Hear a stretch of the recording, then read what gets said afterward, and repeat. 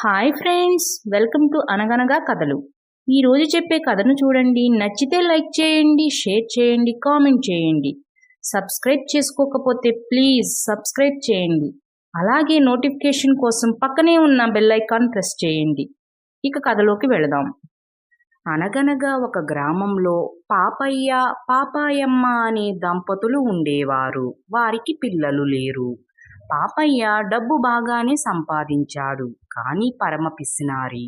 ఎలాంటి పిసినారంటే తన వరకైతే ఏదైనా సరే ఖర్చు పెట్టుకునే రకం, కానీ ఇతరులకు ఈ సమంతైనా పెట్టేవాడు కాదు. కర్మ కొద్దీ ఎవరికైనా ఒక్క మెతుకు పెట్టినా వారం రోజులు పస్తుండే రకం.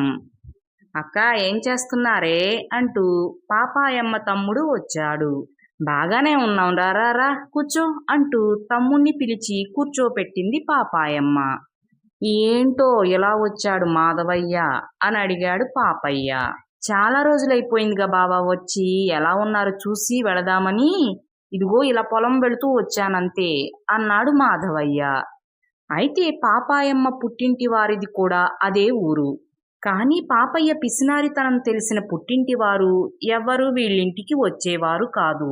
ఇదిగో ఇలా తమ్ముడే అప్పుడప్పుడు వచ్చి అక్క ఎలా ఉందో తెలుసుకుని వెళుతూ ఉంటాడు.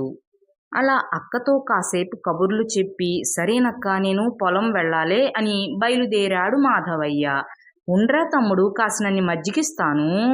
బయట చూడు ఎండ ఎంత ఉందో, పొలం కూడా వెళుతున్నావు అంది పాపాయమ్మ. వద్దక్క వద్దు, నేను వెళ్ళిపోతాను, ఏదో పలకరించడానికే వచ్చాను అంటూ బావ సంగతి తెలిసిన మాధవయ్య కంగారు పడసాగాడు. ఊరుకోరా, ఎందుకంత కంగారు పడుతున్నా, ఉండు తీసుకొస్తాను అని అనుకుంటూ లోపలికి వెళ్ళి మజ్జిగ తీసుకువచ్చి తమ్ముడు వద్దంటున్నా వినకుండా బలవంతంగా తాగించింది. మాధవయ్య మొహమాటంతోనే మజ్జిగ తాగి ఇక పొలం వెళ్ళిపోయాడు.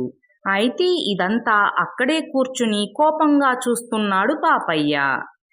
మాధవయ్య వెళ్ళిన తరువాత, ఏమే పాపాయమ్మ, వాడు వద్దు వద్దు అంటున్నంత బలవంతంగా ఎందుకిచ్చావే అని భార్యను తిట్టసాగాడు పాపయ్య. వాడు నీకు భయపడే వద్దన్నాడు గాని వాడికి మజ్జిగంటే బాగా ఇష్టం అని అనుకుంటూ లోపలికి వెళ్ళబోయింది పాపాయమ్మ.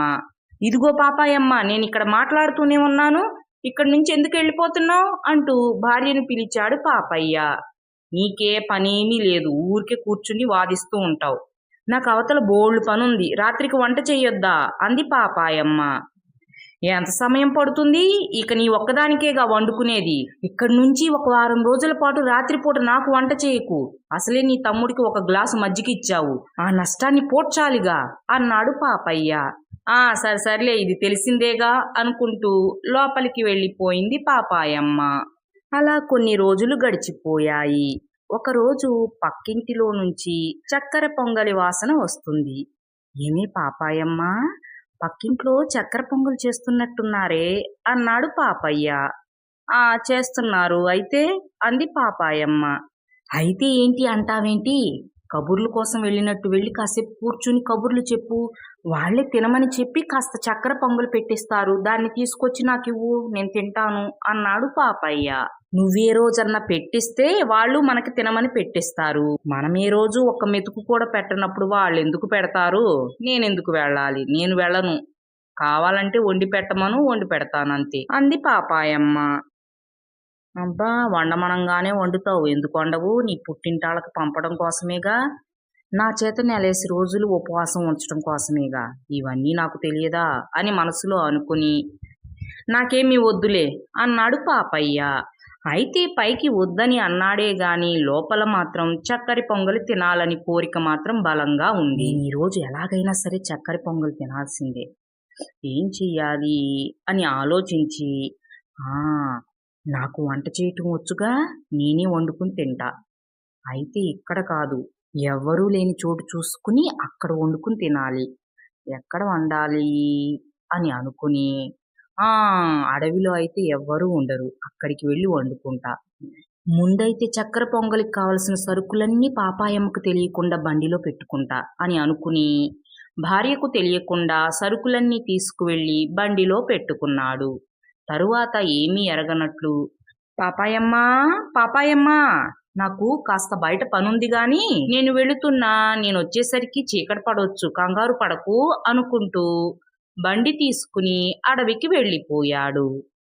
అడవిలో అనుకూలమైన ప్రదేశం చూసుకుని అక్కడ రాళ్లు పెట్టి పొయ్యి వెలిగించి ఇక చక్కరి పొంగలి చేయటం మొదలుపెట్టాడు. అబ్బా, సువాసన ఎంత బాగుందో! ఈ కుండడు చక్కరి పొంగలి సాయంత్రం దాకా ఇక్కడే కూర్చుని ఆరగారగా తిని వెళతా అని అనుకుంటూ వంట పూర్తి చేసేశాడు పాపయ్య.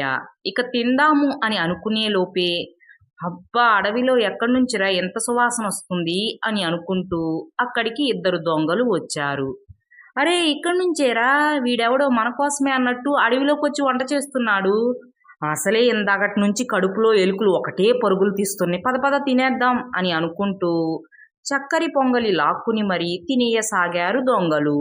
అయ్యో అయ్యో, అది నా చక్కరి పొంగలి, నేను తిందామని చేసుకున్నాను అంటూ వాళ్ళ దగ్గర లాక్కోబోయాడు పాపయ్య. ఓయ్, ఎక్కువ మాట్లాడావంటే కత్తితో పొడిచేస్తాం, మాట్లాడకుండా అలా నిల్చునుండు అని కత్తి చూపించి బెదిరించి చక్కరి పొంగలంతా తినేసి, ఆహా, ఎంత బాగా చేశావు ముసలోడా అని అనుకుంటూ పాపయ్య దగ్గర ఉన్న కాస్త డబ్బులు తీసుకుని వెళ్ళిపోయారు దొంగలు.